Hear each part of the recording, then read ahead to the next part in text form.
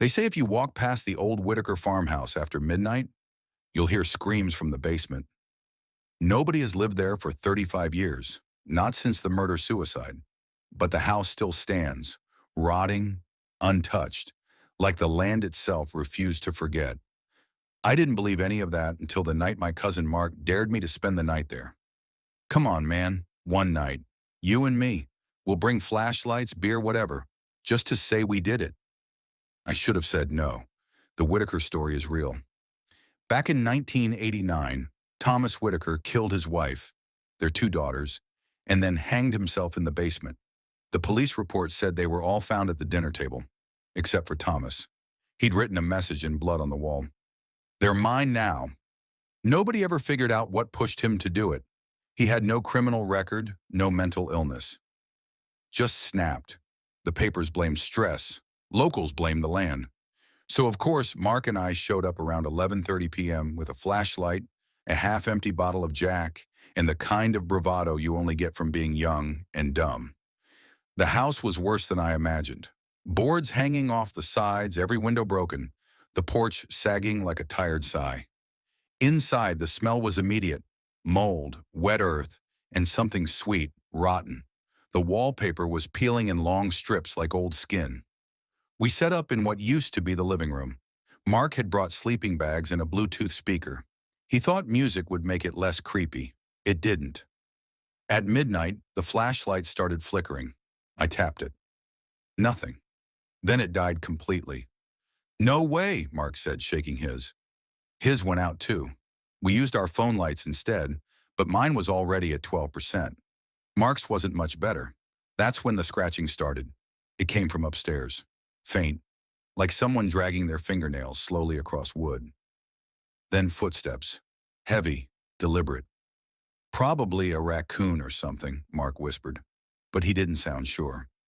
We stood there not moving as the footsteps got louder, then stopped. Right above us, Mark mouthed, "Let's get out of here." As we turned toward the front door, it slammed shut on its own. I bolted forward, yanked on it, but it wouldn't budge. Not locked, held. Then came the voice. A woman's voice, soft, distorted, like it was underwater. "He won't let you leave." We spun around, phones up. Empty room. Mark was pale, breathing fast. "Dude, let's break a window." But when we got to the windows, every one of them was bricked up from the inside. "I swear these weren't like this before," he cried. That's when we heard the stairs creaking. Something was coming down slowly. Step, step, step. We backed away into the kitchen. My phone blinked to 2%. Mark's died. Total darkness. Then the stench hit us. Stronger now. Meat left out in the sun, thick with decay. Suddenly there was a loud bang from the basement door. It flew open and slammed against the wall. A gust of freezing air surged out. And then we saw them. Eyes. Dozens of them. Glowing faintly in the pitch black. Low to the ground like crawling things. And then laughter. High-pitched. Children's laughter. Mark screamed and ran upstairs. I turned to follow, but something cold and sharp grabbed my ankle.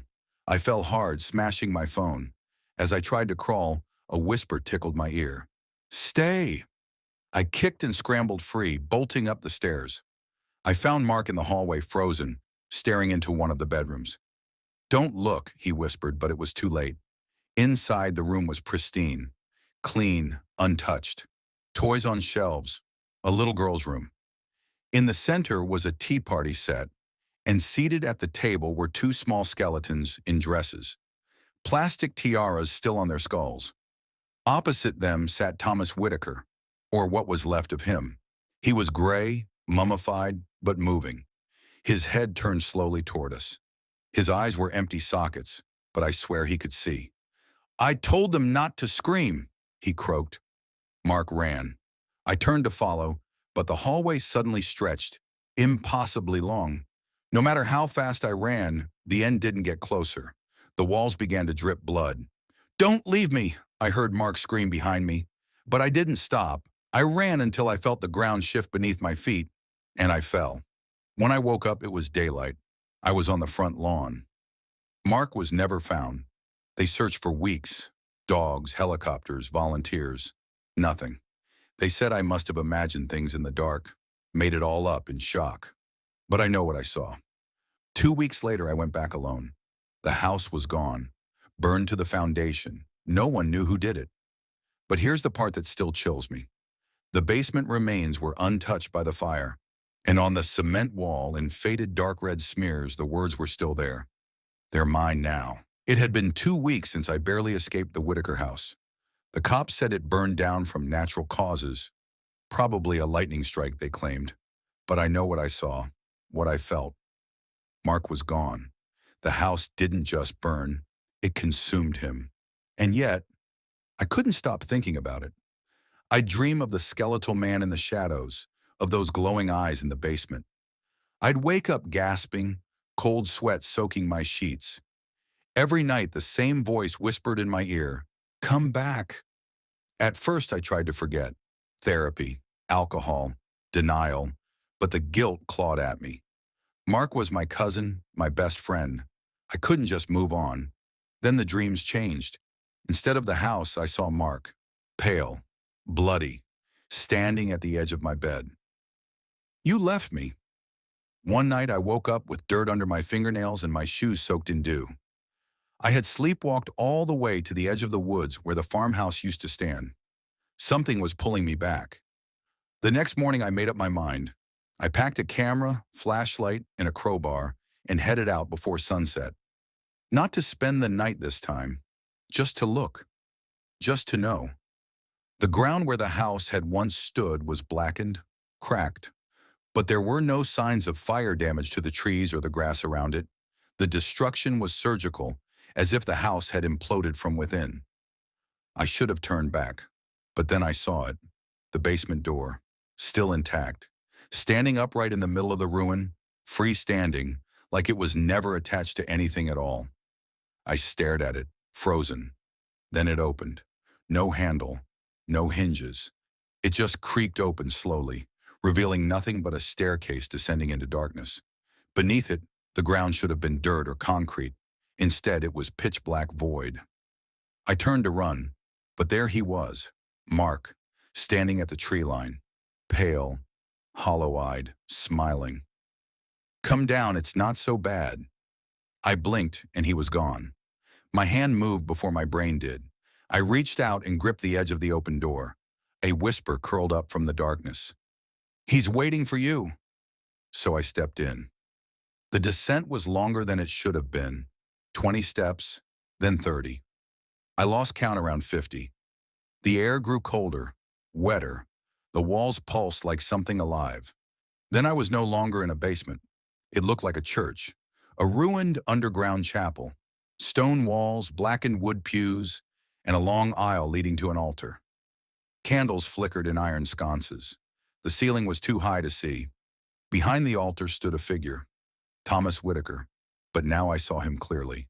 Skin stretched paper thin, his teeth long and sharp like animal fangs. His eye sockets swirled with red mist. He smiled. "You came back, just like he did." "Where's Mark?" I demanded, stepping forward. Whitaker gestured behind him. 2 pews parted. Mark sat there motionless, eyes black, lips stitched shut. I ran to him, grabbed his shoulders. "Mark, it's me." He blinked once. A single tear rolled down his cheek. "He's mine," Whitaker hissed. "They all are. Every soul that enters the den stays forever." I pulled the crowbar from my bag and swung at him. The metal passed through his body like smoke, and the laughter that followed shook the ground. The walls bled. The floor cracked. Mark stood, lips trembling as the stitches began to tear on their own, flesh ripping. "He's not lying," Mark choked. "We're all still here." From the shadows, others began to appear. Children, women, men, their faces half decayed, mouths sewn, eyes pleading. Some were clearly victims from decades ago, but some looked recent, too recent. I backed away as they encircled me, whispering, "Join us, join us, join us." Then I remembered the lighter in my pocket. I flicked it on. The flame danced. I looked around. Everything was dry wood, old cloth, rotting pews. I grabbed one of the fallen banners, lit it, and hurled it at the altar. Whitaker screamed, a shriek like metal being torn apart. The fire spread instantly, unnaturally fast. The spirit shrieked, wailing in pain or maybe relief. Mark fell to his knees, eyes clear for just a second. "Get out, now!" I turned and ran through the chaos, the screaming, the flames licking up the walls and pews. Up the stairs, step after step. The whole chapel shook. Just as I reached the last step, a hand grabbed my ankle. "Whitaker, you brought this on yourself. Now burn with us." I kicked, once, twice. He snarled. My boots slammed into his skull, and his grip loosened just enough. I scrambled out, leapt clear of the doorframe. The basement door slammed shut behind me and melted into the earth like wax in a flame. And then silence. No smoke, no fire, just the sound of wind in the trees. I woke up in a hospital. A hiker had found me unconscious at the old Whitaker site, babbling about fire and demons. My body was covered in ash, but there was no evidence of an. They told me trauma causes hallucinations, that when the brain can't process grief or guilt, it invents things to survive. Maybe that's true for most people, but trauma doesn't explain why I woke up last night with muddy footprints across my hardwood floor, or why they started at my bed. It's been 6 weeks since the basement swallowed Mark, since I burned the altar and escaped whatever the Whitaker place had become. I moved back to the city, hundreds of miles away. New apartment, new job, new life. But the den followed. At first it was dreams again, worse this time. I'd see Mark staring through my bedroom window, mouth stitched shut again, scratching at the glass with bloodied nails, or Whitaker standing in the corner of the room, whispering prayers in a language I'd never heard. Then things started happening while I was awake. I'd come home to find all the cabinet doors open, or water running in the bathroom sink. Once I walked into the living room and all the furniture was stacked into a tower in the center of the room. No sign of forced entry. I bought cameras, set them up everywhere, but every time something happened, the footage went black between 3 a.m. and 3:33 a.m. Exactly 33 minutes. Every single night. Then the voices began. Low, muffled, just behind my ear, always whispering the same phrase, "The den never lets go." I tried everything. Sage, psychics, even a Catholic priest. They all said the same thing. "There's something wrong with you, not your apartment." One psychic refused to enter my place at all. She stood in the hallway, eyes wide, and muttered, "You brought it back. You let it attach." She refunded me and left without another word. And still the dreams persisted. Only now it wasn't just Mark and Whitaker. I started seeing others, dozens of them. The spirits I saw in the underground chapel. They were following me now, watching, and one of them wasn't dead. One night I stayed awake with a baseball bat and every light in the house on. 3 a.m. came. The lights flickered but held. Then a knock on the door. 3 gentle knocks. I checked the peephole. A girl stood there, pale, barefoot, maybe 12 years old, in a white dress, soaked to the waist in something dark. Her hair hung over her face, unmoving. I didn't open the door. She didn't leave. For 7 hours she stood there motionless until sunrise. When I opened the door, nothing, no footprints, no blood, just an envelope on the ground. Inside was a photo, a picture of me and Mark, taken inside the basement chapel, but neither of us had ever taken a photo there. In the picture behind us, Whitaker stood grinning with one hand on each of our shoulders. I snapped, threw the bat, punched holes in the wall, screamed until my throat was raw. That night, I decided to end it. I drove back to the ruins. The land was blocked off now. Some developer had bought it, supposedly planning to build a solar farm. Fools. They had no idea what was buried there. I snuck in just after dusk, hopped the gate, and made my way to the clearing. No sign of the basement door, just soil, smooth, undisturbed. I dropped to my knees and began to dig with my hands. Hours passed, dirt under my nails, blood on my fingertips. But finally, wood, a familiar wooden door. I ripped it open. The same black void yawned beneath. I descended. This time the stairs ended abruptly. A small concrete room. No altar, no chapel, just stone walls and a mirror. I approached the mirror cautiously. My reflection stared back. But behind it, not me, Whitaker, standing directly behind my reflection, grinning. I spun, nothing there. When I turned back, the mirror had changed. It showed a hospital room, a woman in a coma, machines beeping. Then I understood. One of the spirits, one of them was alive. They weren't all dead. At least one soul down there was real, trapped. And if I could find her, maybe I could stop this. The mirror rippled. An address burned into the glass. 203 Langston Avenue, room 418. The next day I drove there. A small hospice clinic just outside town. Room 418 was quiet, sterile, a single bed. A woman hooked up to machines, mid-30s. Her wrists were scarred. Her eyes fluttered in REM sleep, as though she was trapped in a nightmare. Her name, Rebecca Whitaker. Thomas Whitaker's eldest daughter. She wasn't listed in the murder reports. Everyone thought she died with the rest, but she didn't. She had survived, and now she was caught in the den. The horror wasn't a place anymore. It was a network of souls, bound to a ritual that had never been completed. And Rebecca was the key. I went home, unsure what to do. I spent the next night researching everything. Old court documents, police files, newspaper clippings. One thing stuck out. Thomas Whitaker was obsessed with an obscure book of demonology, the Red Gospel. A copy had been found in his study, open to a passage about soul cages, rituals that could trap spirits between life and death. According to the book, a soul cage can be broken if the surviving anchor, the living participant, wakes up. I had to bring Rebecca back, but the den knew what I was planning. That night, it retaliated. My phone rang at 3:33 a.m., static on the other end. Then a voice, "You wake her, and you take her place." The call ended. Then the mirror in my hallway cracked down the middle. I didn't care. I knew what I had to do. I returned to room 418 the next morning with a speaker, playing Mark's favorite song, a dumb pop hit from when we were kids, one we used to scream sing in the car. I placed it by her bed and sat beside her. Her eyes moved beneath her lids, faster. "Wake up, Rebecca," I whispered. "You're the last light in this darkness. Come back." I grabbed her hand. It was cold. And then, her fingers twitched. The machines beeped erratically. Nurses rushed in. I stepped back, heart pounding. Rebecca's eyes opened, and she screamed. Rebecca Whitaker screamed so loud the machines nearly flatlined.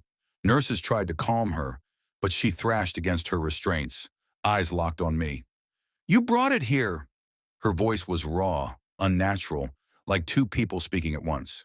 They sedated her, forced her back under, but not before she whispered something I'll never forget. "He wears your skin at night." She was stable, alert, breathing on her own by the next morning. Her doctor called it a miracle recovery. I called it a door creaking open again. I visited her room before dawn. The air felt thinner, as though something waited outside the building, pressing against the walls. Rebecca was sitting upright, pale, hollow, and exhausted. Her hands trembled as she gripped a cup of tea. She didn't speak right away, just looked out the window and said, "He's still inside me." I sat down. "Thomas?" She nodded once. "Not just him, the thing he made himself into, what he let in." She told me the truth the police never found. Thomas Whitaker hadn't gone mad overnight.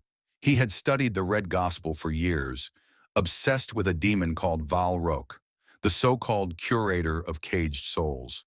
According to the Gospel, Val Roque could grant eternal presence, anchoring a soul between life and death, untouchable by time or flame. That's what Whitaker wanted, immortality, not just for himself, but for his legacy. So he made his family the offering. Rebecca was the only one who resisted. She tried to escape before the ritual finished. He stabbed her and left her bleeding in the basement. But she didn't die. "I became the anchor," she whispered. "The cage needs a living soul to hold it open. And when you found me, you stirred the hinges." I shivered. If you're the cage, can you shut it? She looked at me, eyes wide, hollow. Number, but you can. The next week was chaos. Every night the den crept closer. My reflection began moving on its own. I'd see things from the corner of my eyes. Rotting faces, stitched mouths, whispering shadows. The camera footage showed something new. Me, standing over my bed. But I wasn't awake. It was something wearing me. Rebecca said it was the final stage of the curse. Once I crossed into the den and came back, I became a vessel, a potential replacement anchor. The curse didn't want her anymore. It wanted me. The Red Gospel had a solution, buried in its last chapter. The mirror must break. It described a ritual. Destroy the anchor's reflection in the place it first formed, the eye below. That's what the chapel was. Not just a basement or a tomb. It was Val Roke's eye, staring through the earth into the world of the living. But to destroy my reflection, I had to go back, not physically, in dream. Rebecca prepared the ritual, a mixture of blood, hers, ash from the burnt altar, and wax melted from the candles found at the site. She daubed symbols on my chest, forehead, and wrists, each one older than written language. I lay down on the hospital floor, heartbeat pounding in my ears. She whispered ancient words from the Gospel's final page. Sleep with intention, and if you wake, you will not be alone. The moment I closed my eyes, I fell. Not like a dream fall. No surreal shift or hazy transition. Just darkness, then sudden cold. I was back in the chapel, but this time, it was different. Alive. Veins pulsed along the walls. The pews were lined with rotting versions of myself. Hundreds of me, stitched mouths and wide eyes, trapped in mid-scream. The altar was made of mirrors. Dozens of them, each reflecting not me, but what I could become. Then he stepped forward. Whitaker, or what was left of him. His body was wrapped in skin like parchment, his fingers tipped in bone. And where his eyes should be, my face. You've seen too much. You're the new mirror now. I held my ground. The Gospel's final line rang in my head. To shatter the eye, you must shatter yourself. There was no weapon here, no fire, no salvation. So I did the only thing I could. I ran to the altar and jumped into my reflection. Pain, endless, splitting, cosmic pain. Every memory I had ripped apart. Every version of me screaming at once.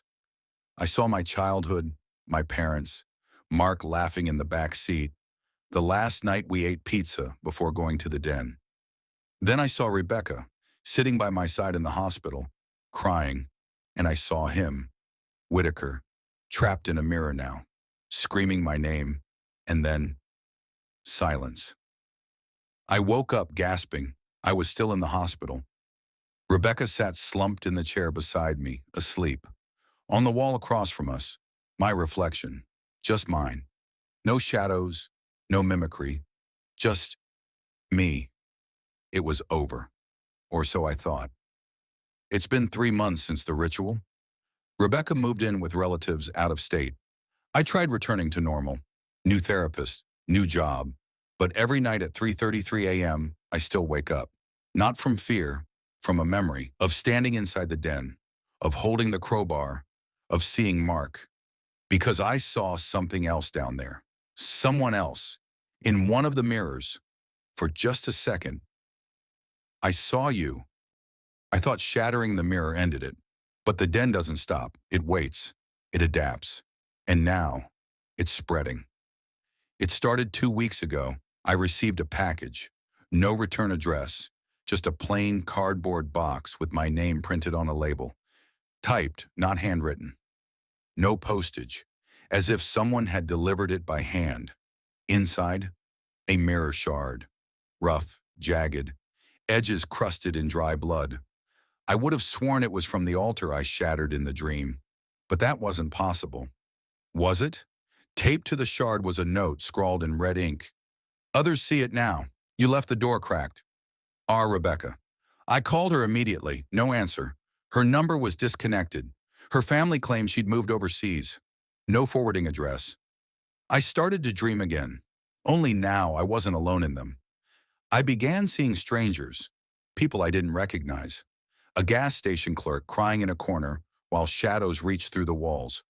A teenage girl trapped in a bathroom with her reflections scratching to get out.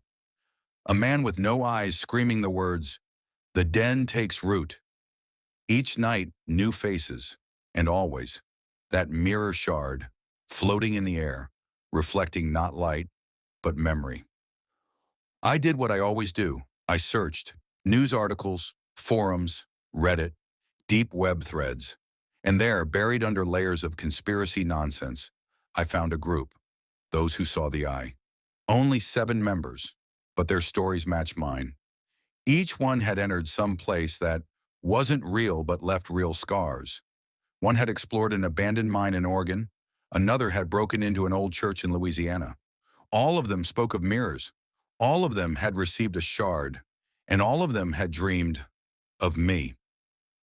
I reached out to one of them, a woman named Camilla, a former nurse from El Paso who'd lost her job after she started screaming in the maternity ward, claiming the babies had no reflections. We met in a crowded diner during daylight, neutral territory. Camilla looked like she hadn't slept in years, but she was sharp, focused, dangerous. "They're not dreams," she said. "They're maps." I stared. "What do you mean?" "The den is a seed. Every time one of us looks into a cursed mirror, we plant it somewhere new. The dreams are how it grows, how it travels." I asked her how she escaped. She didn't answer. She just held up her sleeve and rolled it back. Her arm was covered in symbols, burned into her skin. Old, jagged runes that seemed to twist when I looked too long. "Pain keeps it confused," she said. "Anchors need clarity. We rob it of that." Then she handed me a file. "This is where it's sprouting next." Inside were photos, black and white surveillance stills, from a suburban middle school in Illinois. Every image showed mirrors, bathrooms, classrooms, lockers, warped, like something had breathed against the glass from the inside. Teachers reported kids going missing, only for a few hours, always found crying in a closet or bathroom stall, scratching at the walls. One girl had carved "The Eye Sees" into her own back. Camilla was already planning to go. I said I'd come with her. We got there 3 days later. The school had just closed for plumbing maintenance. We slipped in at night, disguised as janitors. It didn't take long to find the nest. Room 206, former art room. Mirrors were propped against every wall. Broken, twisted, but not reflecting us, reflecting the hallway behind us. In one, I saw myself walk past the doorway and look in, except I was already standing inside. Another showed a child in the corner, face stitched shut, eyes wide. The same girl from my dreams. Camilla walked to the center of the room and dropped a bag of salt. She began to chant softly, sprinkling the salt in a tight spiral. She placed a small jar in the center, containing blood, wax, and something that looked like a burned tooth. "You sure this works?" I whispered. She didn't answer. She lit a match. The salt ignited, not with fire, but shadows. The room darkened. The mirrors began to hum. And then they screamed. The girl in the mirror lunged forward, outward. Her body hit the glass, but didn't break through. Her mouth opened wide, and from it poured thousands of whispers. "You let it live. You fed it with fear. You carried the eye." Camilla threw the jar into the flames. Light exploded outward, blinding. A shockwave knocked us both back. When I opened my eyes, the mirrors were gone. Not broken, gone. No glass, no frames, just scorched outlines where they'd been. The room was silent. We'd killed that root, but not the tree. We burned everything in the room, then left. No one at the school ever mentioned it again. The children stopped having dreams. The girl with the carved back healed. But that night, as I lay in my hotel bed, a new dream came. A city skyline, flickering with shadows. Every mirror across the windows of a skyscraper reflecting a different person's fear. A voice behind me whispered, "You cut one root, but the eye sees through thousands. And now, it sees you." When I woke up, my phone buzzed. A message from an unknown number. It was a photo of me, standing outside my hotel, smiling, but I had never left the bed. Attached was an audio file, Breathing, wet, close. Then a voice, unmistakably mine. You'll sleep in glass soon.